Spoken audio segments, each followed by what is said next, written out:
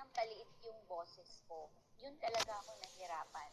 So that was the time nag-decide ako na magpa-check up na sa doktor. July last year, na-diagnose po ako ng multiple nodules sa liig ko. Sinuggest na sa akin, nagpa-biopsy ako kung cancerous o hindi. Thankful ako kasi benign siya.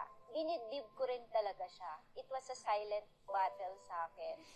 One time, may nagsuggest sa akin na mag-take daw ako ng barley. Sabi ko, why not subukan? Ang ginawa ko, ginugol ko agad yung salveo kasi yun yung sinuggest nila sa akin. Kung natanggap ko agad yung salveo, ininom ko agad siya. Umaga, tanghali, at gabi. Kutsara na yung ginagamit ko. 3, 4, sa dami ng iniinom ko. Ganun kabilis yung nakita ko na talagang nag-flatten yung bukol ko. So, nag-decide ako na bumalik sa doktor ko this year, July 2025.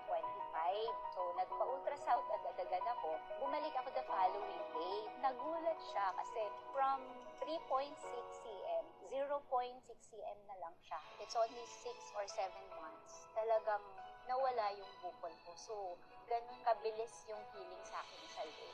Answered prayer talaga sa akin. And eto lang po talaga yung ininom ko.